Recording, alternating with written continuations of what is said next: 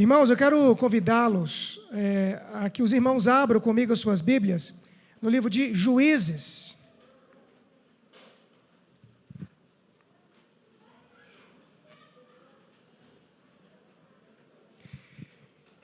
E quero que você deixe aberto a sua Bíblia no livro de Juízes, capítulo de número 10.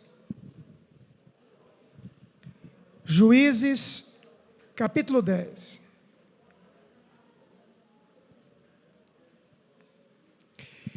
Eu disse no domingo passado que eu falaria ou traria 3 mensagens no livro de Juízes. Trouxe uma, portanto, no domingo passado, outra no dia 31, e hoje, portanto, vou finalizar essa temática em Juízes, para que nos próximos domingos voltemos a tratar o livro de Hebreus, e aí abordemos um texto difícil, que é Hebreus, capítulo de número 6. E no domingo passado, quando, portanto, eu comecei a tratar desse assunto, a ideia era exatamente pensar nessa perspectiva de um ano novo que iria começar. De fato, domingo passado, estávamos a uma semana de um novo ano. No dia 31, tratei novamente do capítulo 7, de um ano que estava agora na iminência de começar, e agora o ano já começou. Hoje, de fato, já são 2 de janeiro. E eu gostaria, então, ou melhor, desejo, então, de pensar com os irmãos, à luz, portanto, do capítulo 10 de Juízes, trazer algumas lições para pensarmos, mas ainda na perspectiva de um ano que começa, de uma perspectiva que está à frente. Portanto, o ano começou, já é, de fato, um ano novo, mas a gente precisa começar trazendo alguns pressupostos muito claros para a nossa mente e para o nosso coração. E eu quero enfatizar esses pressupostos aqui, porque parto do pressuposto que todos que estão aqui estão porque acreditam e porque têm fé em Jesus. Se o seu coração fosse um coração incrédulo ou completamente incrédulo, os pressupostos e a base que aqui vou trazer não teria muito sentido para o seu coração. Mas eu entendo que você começou um outro ano, uma nova jornada, independente daquilo que está na sua mente, como aqui disse a Cibele no começo do louvor, das suas expectativas e perspectivas e tudo mais, mas eu parto no pressuposto que você conhece a Cristo. Daí então existem algumas bases, e a partir disso, então, que eu quero fazê-los pensar à luz de Juízes, capítulo 10. Primeira base é que o ano que começa, ele é desconhecido. Eu disse isso no dia 31. A gente não sabe o que vai acontecer, e nós não temos muita ideia de como ele vai ser. A única pessoa que tem esse ano que começa, de maneira clara, plena, é Deus. Esse é um pressuposto. Uma segunda questão é que, mesmo que tenhamos boas intenções, e todos nós temos ótimas intenções quando começa o ano, mesmo que a gente tenha todo esforço, o fato é que nós não somos capazes de alterar a realidade que virá. A gente contribui, a gente se coloca à disposição, mas ela está sempre atrelada à vontade de Deus. Terceiro, mesmo a gente não querendo ou aceitando, a base será sempre a vontade de Deus.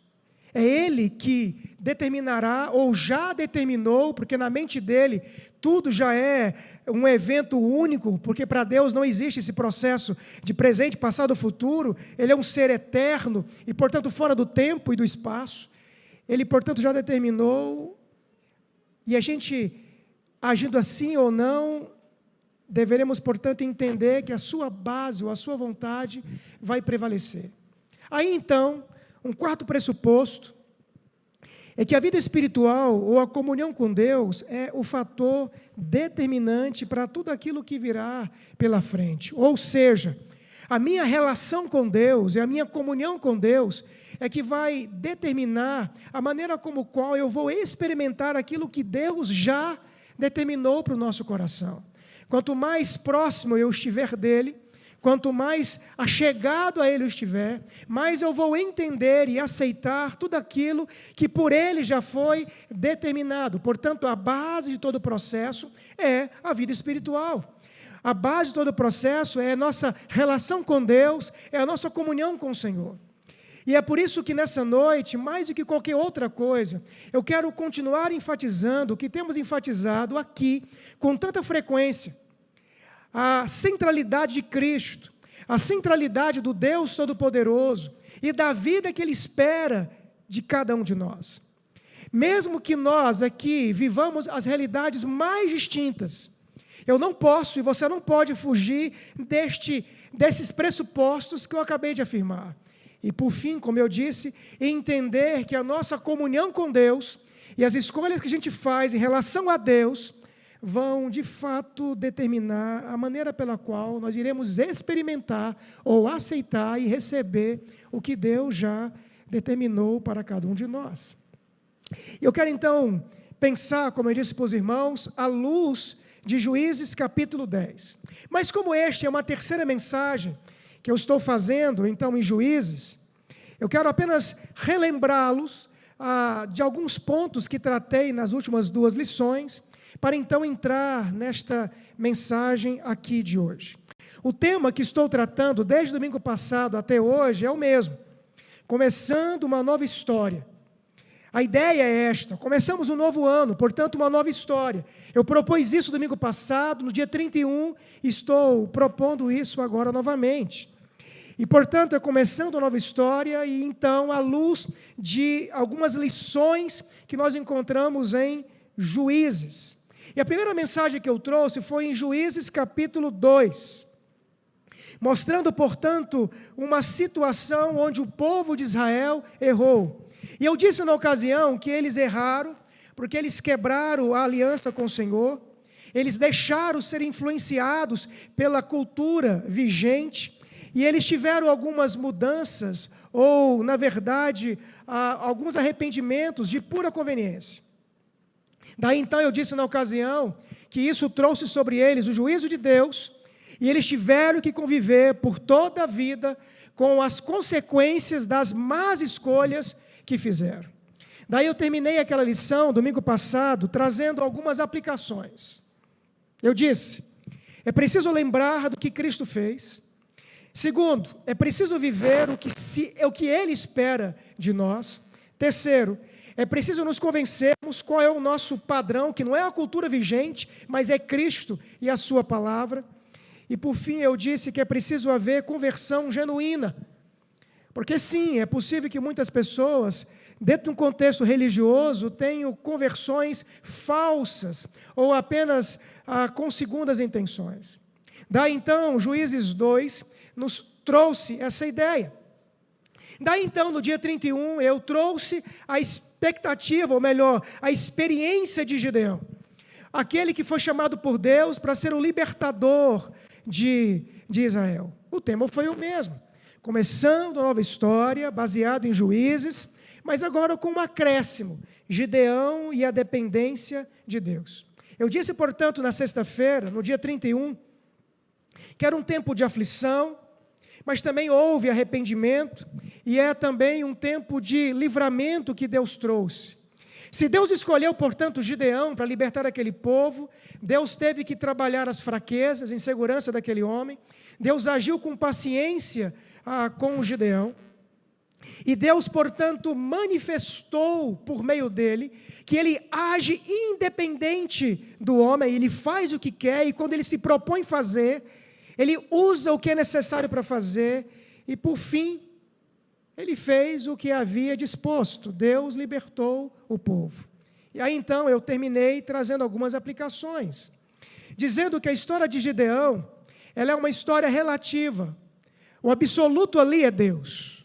Depois eu disse que Deus sempre cumprirá o seu plano, da mesma forma que eu comecei essa mensagem de hoje, dizendo e afirmando que aquilo que virá, o desconhecido, é para nós, não para o Senhor. E Deus cumprirá a sua vontade. E, portanto, devemos estar dispostos a nos submeter. Depois eu disse que Deus sempre tem o controle da situação. E mesmo que agora, diante de nós, haja o desconhecido, o nosso coração não pode ser tomado pelo medo. Porque o grande e poderoso Deus é o Senhor de todas as coisas, e tudo está debaixo do seu controle. E por fim eu disse que Deus sempre visa a sua glória, e naturalmente devemos entender que é para a sua glória que nós devemos viver. Portanto, esse é um rápido resumo do que eu disse, do que eu falei, e fiz isso, e fiz questão de trazer tudo isto, apenas para você entender que o que eu vou dizer hoje está numa sequência, é apenas o complemento de uma terceira mensagem, que na verdade é uma mensagem só, que comecei domingo passado e vou terminar hoje. Porque o livro de Juízes, ele é uma história só, fala de muitas personagens, de muitos juízes, mas o tema central é o mesmo. É exatamente Deus levantando juízes após outro para libertar Israel, porque eles insistiam em continuar pecando contra Deus. Eles insistiam em se afastar do Senhor. Daí então, nessa noite eu quero continuar pensando com os irmãos o começo dessa nova história, mas hoje com um pequeno acréscimo. Mas antes disso eu quero convidar você a orar e pedir que o Espírito Santo de Deus fale com você e fale com o seu coração, fale com a sua vida, que você consiga, pela graça de Deus, estar aqui de corpo, de alma, com a sua mente, e que aquilo que eu disser, que você entenda que veio do Senhor para o seu coração, e peça que o Espírito aplique essa palavra no seu coração, para que as transformações que são necessárias para um novo ano que começa, elas possam de fato acontecer na sua vida. A gente começa um ano com muitas expectativas, e eu disse domingo passado que a gente quer sempre um ano novo, mas com as mesmas manias, com os mesmos erros, com os mesmos hábitos. É preciso que algumas coisas aconteçam. Eu quero então terminar essa sequência com Juízes capítulo 10. Vamos orar ao Senhor. Peça a Deus que fale com você, e eu vou então partir essa mensagem à luz dos pressupostos que eu trouxe hoje. Vamos orar? Pai, em nome de Jesus, mais uma vez nós nos achegamos à Tua presença. Somos gratos a Deus pela Tua bondade, gratos a Deus pelo Teu cuidado. Obrigado porque começamos um novo ano, e eu peço a Ti em nome de Jesus, que esse ano de fato seja um novo ano, não porque é apenas novo no sentido literal, mas novo muito mais do que apenas isto, novo porque o Senhor se tornou uma nova realidade para as nossas vidas. Que os nossos olhares, que a nossa expectativa, que a nossa perspectiva possam ser alteradas, onde a vida espiritual e a nossa comunhão com o Senhor seja a base e o alicerce de tudo. Por isso eu peço, irmãos, em nome de Jesus, que nesse instante, queremos agora estudar, finalizando essa sequência de mensagens em Juízes. Agora em Juízes 10, que Teu Espírito fale ao coração de cada amado que está aqui, e que essa mensagem seja Teu instrumento para gerar as mudanças que são necessárias no coração de todos aqueles que estão aqui e aqueles que porventura talvez possam estar ouvindo essa mensagem em casa. Assim eu peço a Tua graça sobre todos, em Cristo Jesus. Amém. Convido você então a ler comigo o capítulo 10 de Juízes. O capítulo 10 de Juízes é uma narrativa histórica. Eu havia dito que Juízes é um livro que trata de em torno de 200 anos da história de Israel, de um tempo de oscilação espiritual, de um tempo de muitas mudanças espirituais, e, portanto, é uma narrativa histórica que nos mostra e que nos apresenta a verdade sobre Deus, e que o nosso coração precisa estar muito atento. Então veja comigo o que o texto diz. Juízes capítulo 10, preste bem atenção na leitura. Depois de Abimeleque, que no caso era filho de Gideão, e que matou os irmãos, se levantou para livrar Israel Tola, filho de Puar, filho de Dodor, homem de Sacá, e habitava em Sami, na região montanhosa de Efraim. Julgou Israel 23 anos e morreu, e foi sepultado em Samir. Depois dele se levantou Jair, Gileadita, e julgou Israel 22 anos. Tinha ele 30 filhos, que cavalgavam 30 jumentos, e tinham 30 cidades, a que chamavam Ravote-Jair até o dia de hoje, as quais estão na terra de Gileade. Morreu Jair e foi sepultado em Camon. Tornaram os filhos de Israel a fazer o que era mal perante o Senhor, e serviram aos Balaíns e aos Astarote, e aos deuses da Síria, aos de Sidom, de Moabe, dos filhos de Amon e dos filisteus. Deixaram o Senhor e não o serviram. acendeu-se a ira do Senhor contra Israel e entregou-os nas mãos dos filisteus e nas mãos dos filhos de Amon, os quais, neste mesmo ano, vexaram e oprimiram os filhos de Israel. Por 18 anos oprimiram a todos os filhos de Israel, que estavam da além do Jordão, na terra dos amorreus, que está em Gileade. Os filhos de Amon passaram o Jordão para pelejar também contra Judá, e contra Benjamim, e contra a casa de Efraim, de maneira que Israel se viu muito angustiado. Então, os filhos de Israel clamaram ao Senhor, dizendo: contra ti havemos pecado, porque deixamos o nosso Deus e servimos aos Baalaíns. Porém, o Senhor disse aos filhos de Israel: quando os egípcios, os amorreus, os filhos de Amons, e os filisteus, e os sidônios, e os amalequitas, e os maonitas vos oprimiam, e vós clamáveis a mim, não vos livrei eu das suas mãos? Contudo, vós me deixastes a mim, e serviste a outros deuses, pelo que não vos livrareis mais. Ide clamai aos deuses que escolhestes, Ele que vos livre no tempo do vosso aperto. Mas os filhos de Israel disseram ao Senhor: temos pecado, faze-nos tudo quanto te parecer bem, porém livra-nos ainda esta vez, te rogamos, e tirar os deuses alheios no meio de si, e servir ao Senhor. Então já não pôde ele reter a sua compaixão, por causa da desgraça de Israel. Tendo sido convocados os filhos de Amon, acamparam-se em Gileade. Mas os filhos de Israel se congregaram e se acamparam em Mispa. Então o povo, aliás, os príncipes de Gileade, disseram uns aos outros: quem será o homem que começará a pelejar contra os filhos de Amon? Será este o cabeça de todos os moradores de Gileade. E aí o texto vai seguir, falando de um outro juiz levantado chamado Jefté. Mas eu não quero falar de Jefté, eu quero apenas terminar aqui no capítulo 10, depois eu quero voltar a tratar de Hebreus com os irmãos. Então, à luz do capítulo 10, eu quero pensar com os irmãos um seguinte tema: por que nós não conseguimos começar uma nova história? Por que nós não conseguimos começar uma nova história? O tema central é começando uma nova história.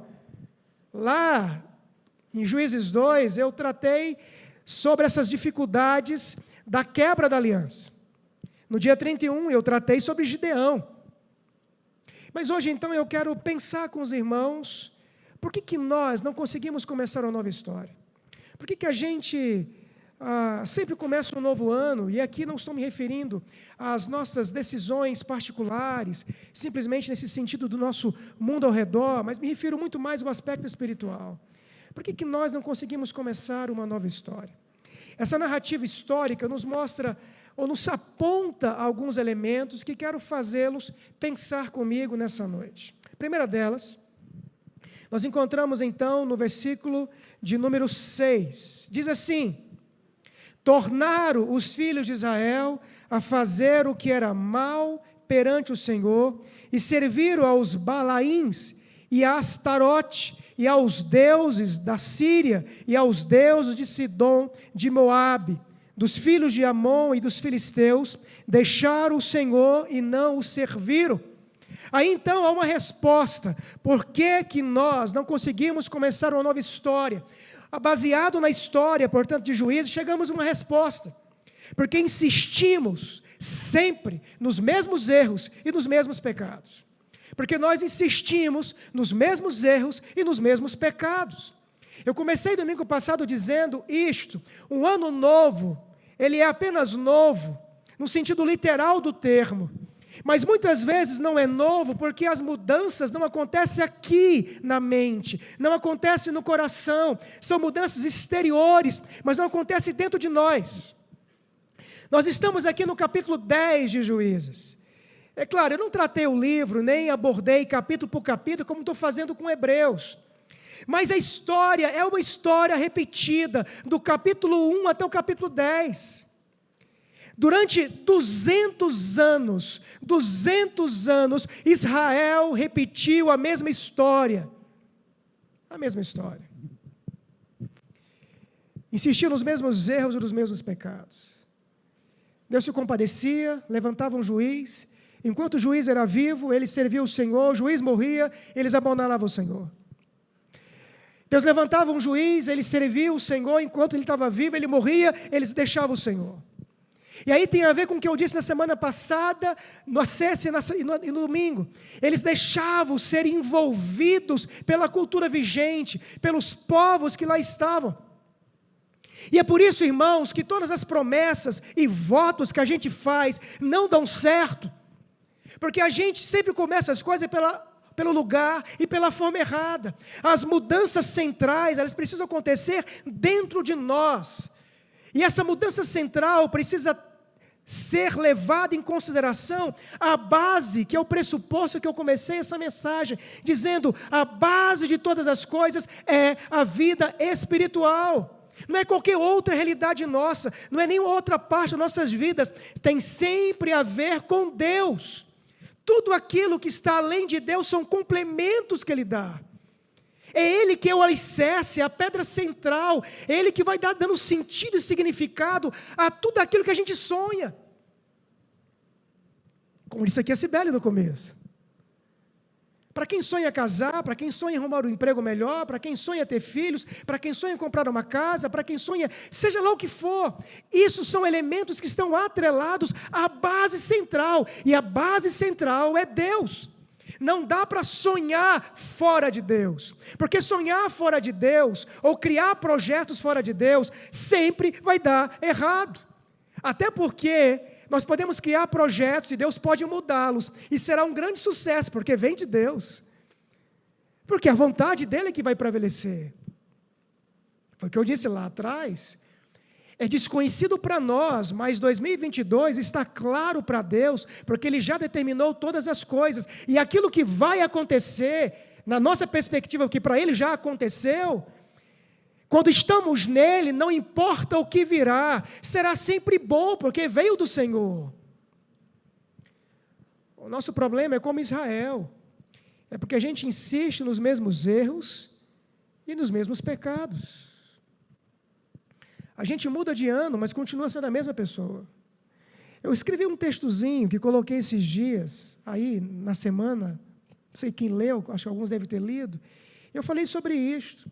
A gente quer que o outro ano seja novo, mas as mudanças acontecem no ano que termina. Porque lá teremos experiências que a gente vai tomando decisões e elas vêm de Deus para dizer, não, eu não quero isso mais para a minha vida. Eu não quero mais caminhar por esse caminho, eu não quero fazer essas mesmas coisas, não quero cometer esses mesmos pecados. Então, é essa a ideia clara no qual nós somos chamados à atenção, que no caso de Israel era a mesma coisa, 200 anos oscilando para cima e para baixo, cometendo as mesmas falhas.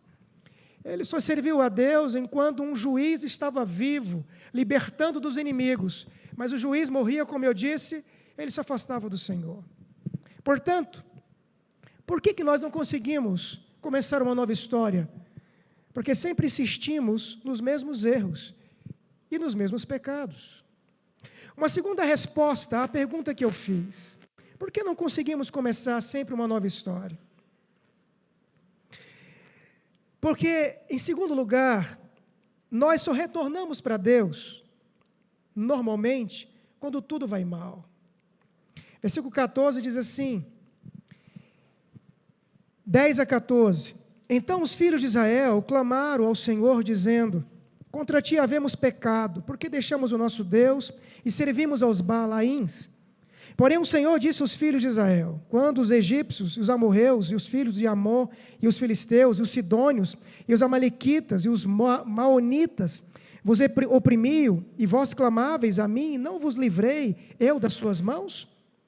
Contudo, vós me deixastes a mim, e servistes a outros deuses, pelo que não vos livrareis mais. Só uma ressalva importante para quem lê textos históricos. Lembre-se que Deus falando pela boca de uma pessoa, então Ele coloca sentimentos em Deus e tudo mais. Então tem que enxergar o texto nessa perspectiva. Veja o verso 14. Ide clamai aos deuses que escolhestes, Ele que vos livre no tempo do vosso aperto. Porque logo em seguida o povo se arrepende, e o Senhor então os livra. Porque há essa narrativa onde parece que Deus muda. Não, na mente de Deus tudo continua no mesmo lugar. Mas aqui eu quero chamar sua atenção para uma segunda questão. As coisas não mudam porque nós insistimos nos mesmos erros e pecados. Mas há uma segunda questão, nós olhamos claramente no texto. Sempre há um retorno quando tudo vai mal. Isso não quer dizer que você não tenha que retornar quando tudo vai mal. Retorne, é bom. Muitas vezes é o Senhor fazendo alguma coisa ruim conosco, para que nós entendamos que temos que voltar. Mas o que eu estou enfatizando não é este ponto. Não é o retorno quando tudo vai mal. É a constância de voltar quando tudo vai mal, simplesmente. Quando as coisas passam, quando a adversidade passa, nos esquecemos do Senhor. É como se fosse necessário que Deus estivesse conosco com uma vara sobre o nosso lombo o tempo inteiro. E a ideia bíblica não é esta. Não precisaria que Deus fizesse conosco isso sempre. Mas muitas vezes parece que assim Ele tem que fazer. Porque muitas pessoas não entendem que deve buscar o Senhor quando tudo vai bem, quando tudo vai mal, não importa o que aconteça. E eu volto a dizer, não é que você não tenha que voltar, quando o Senhor te chama, volte. Se as coisas estão ruins e você entendeu que tem que voltar, volte. Mas a ideia é voltar e permanecer. O que eu estou dizendo que em Israel era um erro comum, é porque eles ficavam oscilando. Quando tudo vai mal, lembravam-se do Senhor. Aí tudo voltava ao normal, eles se esqueciam do Senhor. Aí o Senhor os oprimia novamente, eles voltavam para o Senhor. Aí então eles se lembravam de Deus e se esqueciam novamente. Por que a gente não consegue começar uma nova história? Porque a nossa motivação é sempre a adversidade e não o amor por Deus. A gente tem que tomar um cuidado muito sério, queridos. Por medo, ninguém vai para o céu. O céu é fruto do amor por Deus. Porque o medo passa. O medo passa. Quando uma coisa muito ruim está para acontecer, e é iminente isso acontecer, estamos assustados e apavorados, angustiados, aquilo naturalmente vai mexer conosco, nós somos humanos, não há um ser humano que seja tão forte, que não seja abalado com situações adversas. Todos nós passamos por isso. A gente se angustia, quando a escuridão começa a ficar perto de nós, é natural, somos assim, é da humanidade. O problema é que muitas vezes a gente baseia só nisto, isso passa. Quando as trevas são dissipadas e vem novamente a luz, tudo acaba, porque o que nos faz permanecer com o Senhor é sempre o amor por Ele. Portanto, por que as coisas não acontecem? Não acontece porque o retorno é apenas quando tudo vai mal. E isso é extremamente complicado. Uma terceira questão, queridos, que é uma terceira resposta à pergunta que fiz: por que não conseguimos começar uma nova história? Primeiro eu disse, porque a gente quer começar uma nova história com os mesmos erros e pecados. Não vai começar, queridos. Será apenas uma história repetida, é uma figurinha repetida.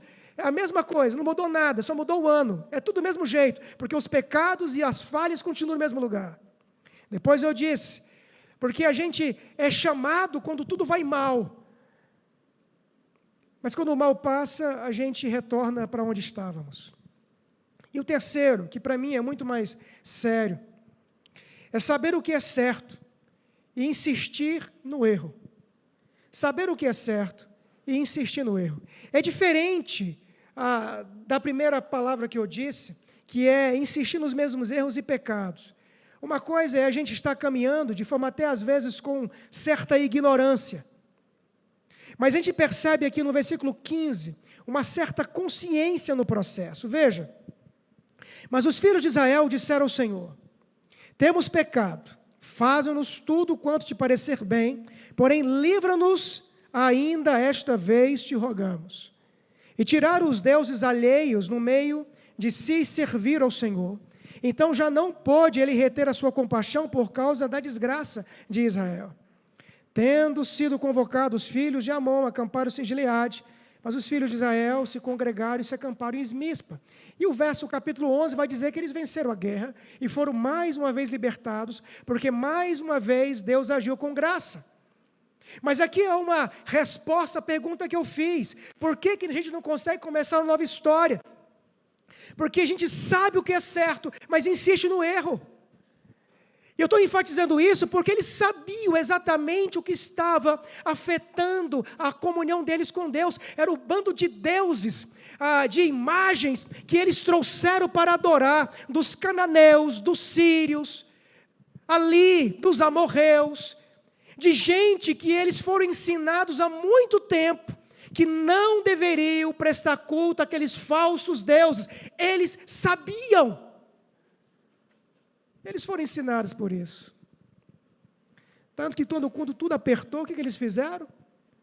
Tiraram os falsos deuses.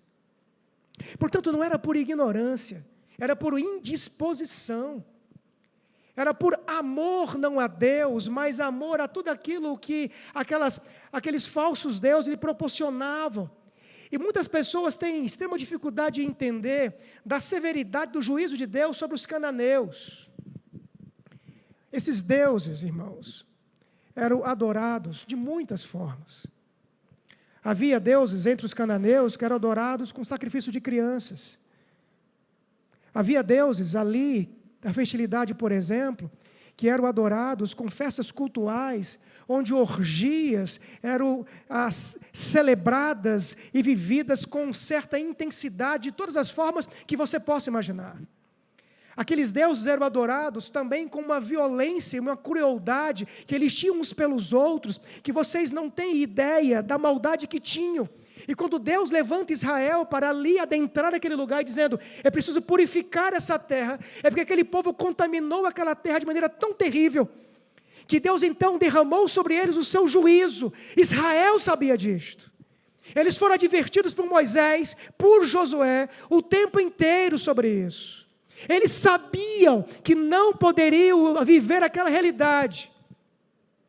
Portanto, viveram.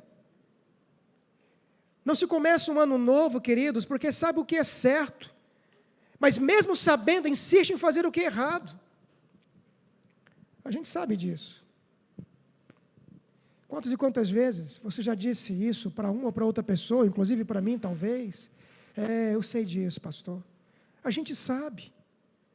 O problema talvez não, mas a certeza, de fato, porque não há dúvida nisso, o problema não é o nosso não conhecimento. Está aqui no coração, tem a ver com o amor por Deus.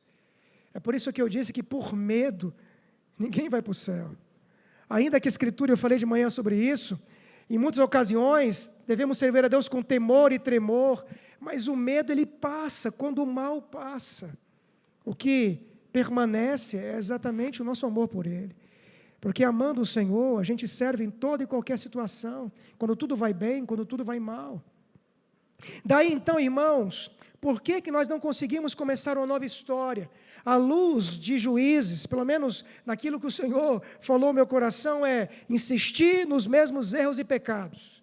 Eu volto a dizer, começar um novo ano com a mesma forma é apenas mudar o novo ano, vai ser tudo do mesmo jeito. Segundo, é um retorno apenas porque tudo vai mal. Se tudo agora vai bem, ótimo. Mas se Deus mudar o lado da moeda, isso pode gerar no seu coração uma mudança. E tomara que gere mesmo. Mas é preciso que permaneça. E não essa oscilação que as coisas aconteçam apenas quando tudo vai mal. E a terceira razão que eu disse é porque se sabe o que é certo, mas insiste no que é errado. E aqui eu quero enfatizar de novo, para que você não se esqueça. Eu comecei essa mensagem trazendo pressupostos. Eu vou enfatizá-los novamente para concluir essa mensagem, trazendo algumas aplicações. Eu disse, o ano que começa é desconhecido. Mesmo que você tenha esforço e boas intenções, você não tem condições de alterar nada do que vai acontecer. Terceiro, mesmo você querendo ou não querendo, o ano que começa está baseado na vontade de Deus. E eu disse, um pressuposto fundamental é, o ano que está começando tem a ver com a minha relação com Deus. E isso vai determinar a maneira pela qual eu vou experimentar aquilo que Deus já determinou no seu coração. Daí então, Se tudo vai começar, está começando agora, temos que trazer à mente as razões, como eu disse, por que as coisas não dão certo. E Juízes, como eu disse, nos mostra isto claramente. Daí eu quero concluir essa mensagem, trazendo algumas aplicações a partir daquilo que eu expus aqui. Porque o texto foi escrito para mim e para você. É um texto histórico, mas um texto que precisa falar com o nosso coração. Eu quero que você saia e vá para a sua casa, tendo a certeza e a clareza daquilo que Deus espera de você. Primeira questão é, guarde isso. Ame o Senhor mais do que o mundo e o pecado. Ame o Senhor mais do que o mundo e o pecado. Saiba que o mundo e o pecado passam. E eu faço aqui uma ressalva muito importante. Mas não passa sem deixar cicatrizes profundas e marcas.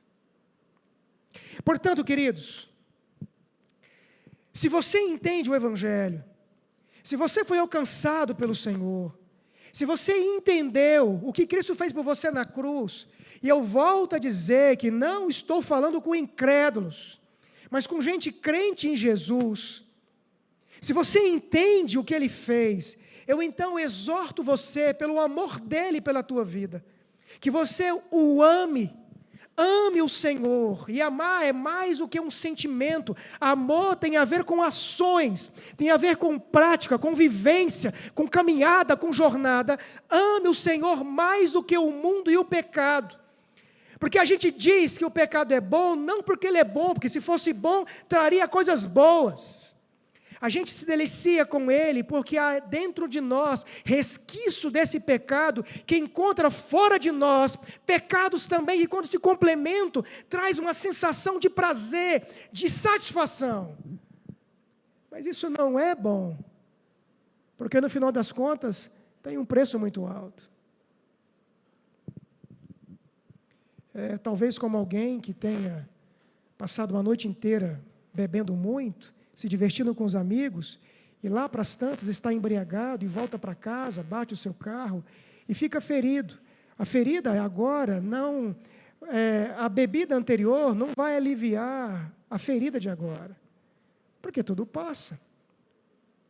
O desafio da Escritura é, ame o Senhor. O problema de Israel tinha a ver com este sentimento central, amar o Senhor. Ame o Senhor mais do que o mundo e mais do que o pecado que está dentro de você e dentro de mim. A palavra nos diz que temos que fazer morrer o pecado. Ele não é bom.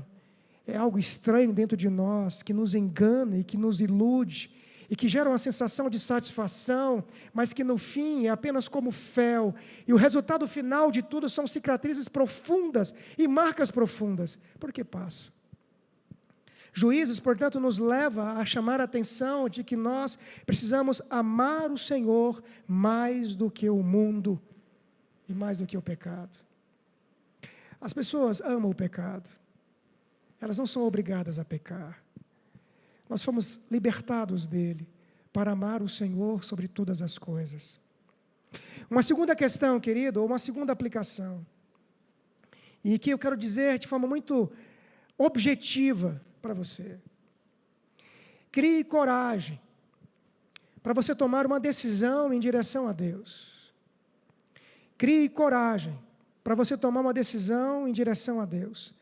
Abra mão de tudo aquilo que mina a tua espiritualidade.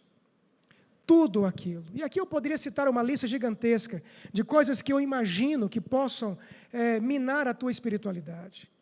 Mas, independente da lista que eu pudesse passar aqui, você terá que chegar à conclusão de tomar uma decisão, dizer, eu não quero isso mais, pois eu quero amar o Senhor acima disto e daquilo. Isso inclui ambientes, pessoas, hábitos, manias, vícios, coisas estas que vão roubando e minando de nós a nossa espiritualidade e que nós precisamos ter coragem para abandonar e abrir mão. E se o primeiro ponto que eu disse não estiver claro para você, eu já tenho a resposta que você não conseguirá fazer isto. É por isso que eu comecei dizendo, ame ao Senhor, pois é movido pelo amor a Ele que você toma decisões, não é pelo medo. É por amor a Ele, compreendendo o que Ele fez por você na cruz, o sacrifício dele que vai motivar você a tomar decisões certas. Mas uma vez compreendendo isto e amando o Senhor, crie coragem para tomar a decisão em direção a Deus, mesmo que você tenha que cortar na carne, mesmo que você tenha que se ferir, e aqui não de maneira literal, ok? Que você tenha que ferir a tua alma e o teu coração por aquilo que você mais gostar, mais desejar, que está te afastando de Deus, abra mão em direção ao Senhor. Eu citei pela manhã e vou citar agora a experiência de um jovem, chamado um jovem rico. Ele chegou para Jesus e falou assim, Senhor, o que eu faço para herdar a vida eterna? Aí Cristo, como era sábio, como é e sempre foi, sempre será, disse para ele, você conhece os mandamentos? Ele, sim, conheço. Não só conheço, como eu os cumpro. Ele achava que em fazer poderia resolver o seu problema.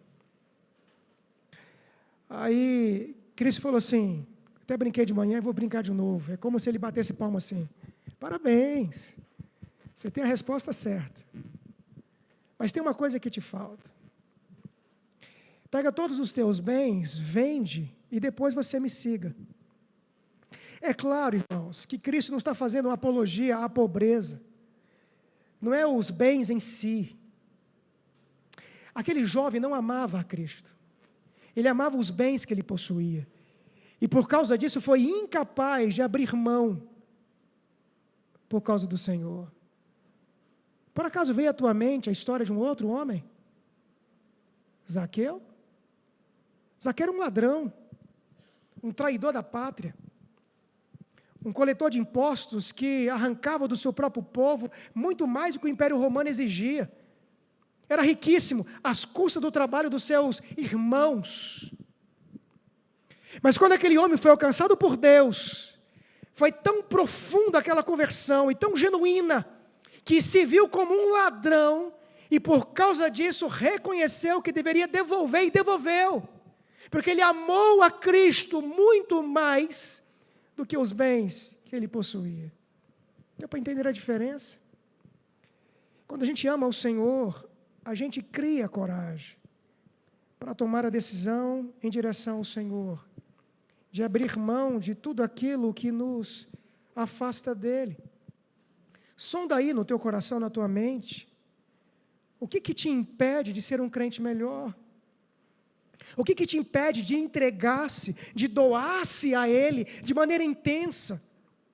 O que são as tuas justificativas todos os dias para não orar, para não ler a Bíblia, para não exercer os teus dons, os teus ministérios, para servir o Senhor com mais intensidade, para viver todos os dias na sua dependência? Ao perguntar para si e responder, você encontrará a resposta, exatamente aquilo que você tem que tirar. As coisas que você tem que ter coragem para arrancar da tua história, do teu coração, desentulhar da tua alma, para que você possa servi-lo melhor, porque não há como você servi-lo tendo um coração dividido. Mas é preciso ter coragem diante da visão do Cristo. Todos aqueles que serviram a Cristo tiveram que ter coragem para abrir mão de si mesmo.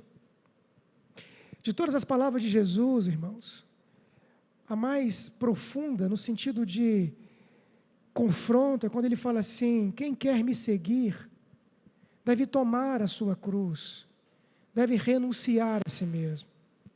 Você sabia que o maior problema nosso é exatamente o não renunciar? Sabia que o maior conflito, a maior luta que a gente tem é não renunciar? Porque o grande inimigo nosso em servir a Deus não é o mundo lá fora, somos nós mesmos. Porque o que nós mais queremos é nos satisfazer, quando o desafio da Escritura é satisfazer a Deus. E aí ficamos num conflito profundo. Quem eu vou satisfazer? A Deus ou a mim? A quem vou glorificar? A Deus ou a mim? A quem eu vou honrar? A Deus ou a mim? É esse conflito que está dentro de nós o tempo inteiro. E fazer isso precisa ter coragem a partir da visão do Cristo crucificado. E entender que isso dói, isso machuca, mas precisa ter coragem para fazer. Tenha coragem para tomar a decisão. Terceira aplicação, queridos, à luz daquilo que a gente viu aqui. Tente enxergar as lutas como avisos de Deus para você voltar. E aqui eu faço uma ênfase, eu disse lá atrás, que você precisa voltar, porque Deus faz isso conosco. Às vezes Ele tira o chão e nos fere, nos dá umas varadas nos nossos lombos para entender que temos que voltar. O problema que eu disse de Israel, porque eles ficavam oscilando. Eles voltavam quando tudo estava mal, mas quando estava bem, eles regressavam para o mesmo caminho. Daí então, nessa perspectiva, tente enxergar as lutas como aviso de Deus para você voltar. O texto nos diz que foi o Senhor que mandou os inimigos para oprimir. Queridos, é preciso enxergar a mão de Deus em todas as coisas. Será que as lutas que nós enfrentamos o tempo inteiro não é Deus dizendo, olha, acorde, abra os olhos, abra a mente, pare de ficar dando murro em ponto de facas, para de insistir nos mesmos erros, nos mesmos pecados, nas mesmas atitudes, pare de andar nesse caminho tolo, pare de seguir essa trajetória que já está claro que está errado. Será que as lutas não é isso que Deus quer nos mostrar? Pode ser também que Ele está nos provando para nos amadurecer. No caso de Israel, aqui do texto, a aflição era por causa do pecado. Isso não quer dizer que você só é afligido quando está em pecado, claro que não. Longe eu falar uma coisa desta.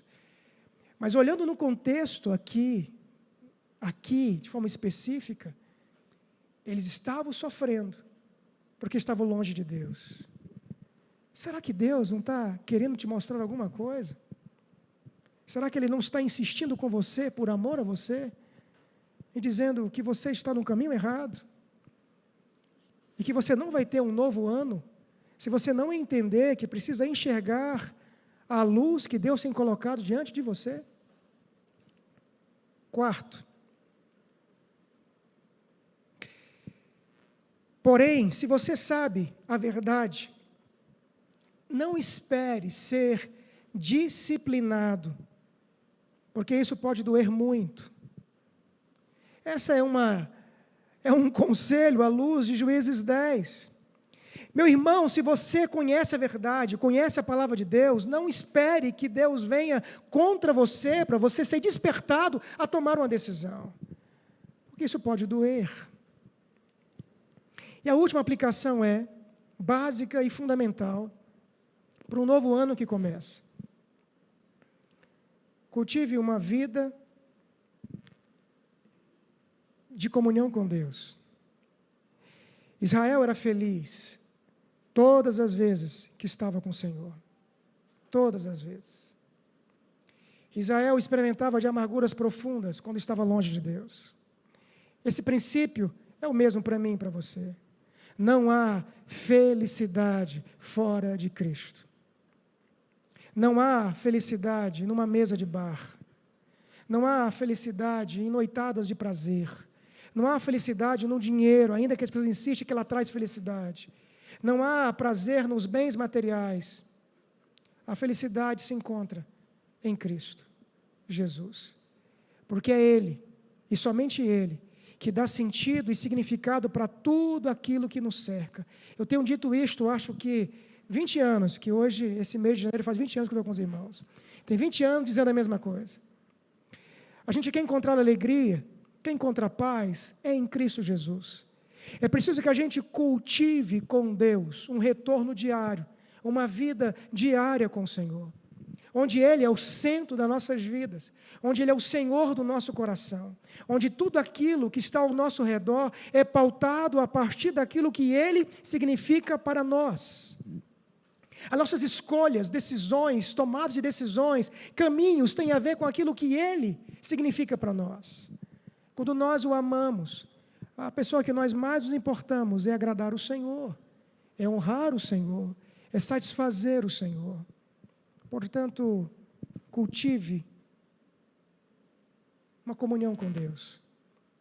E 2022 será um grande ano, um fantástico ano. Não porque não vai faltar problemas, você vai ter muitos.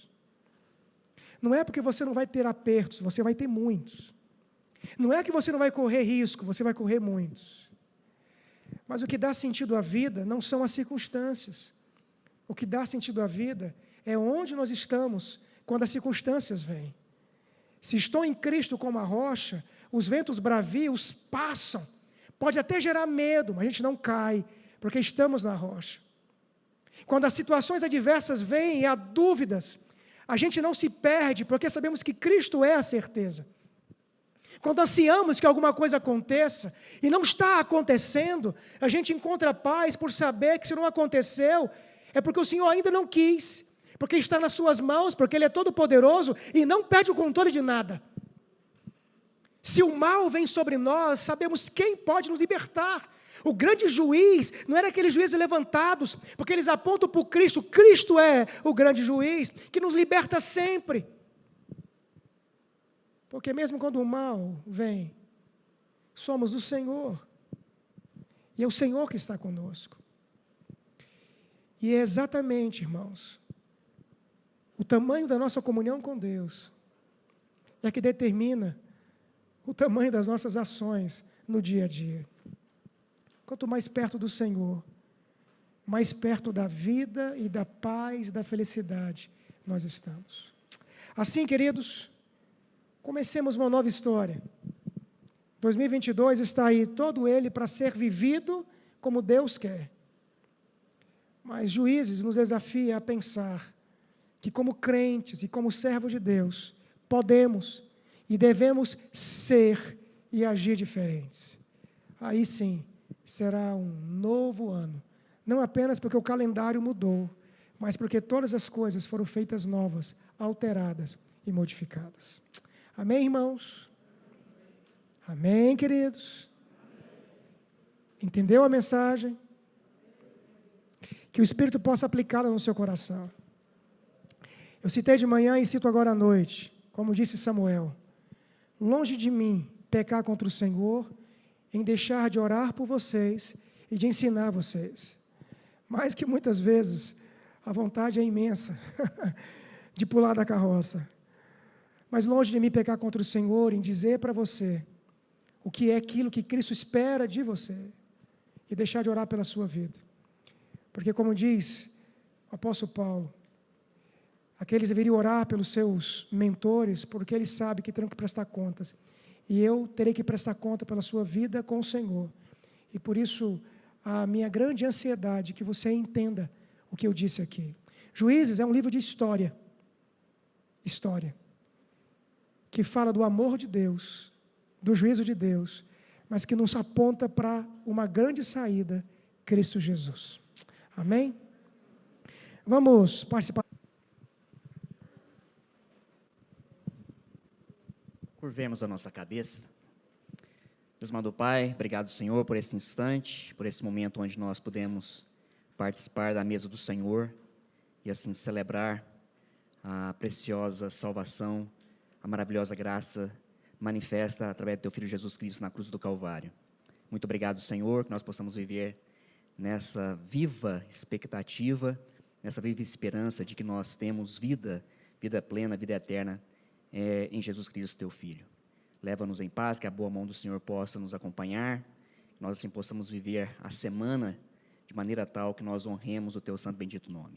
Fique conosco sempre, nos abençoe e nos guarde, assim oramos e agradecemos, em nome do Teu Filho Jesus. E agora, irmãos, que a graça do Senhor Deus, o amado Pai, a consolação do Espírito Santo e a nossa viva esperança em Jesus Cristo nos acompanhe e nos guarde, e assim que nós possamos viver para a honra e glória do Teu santo e bendito nome. Em nome do Teu Filho Jesus é que nós assim oramos. Amém e amém.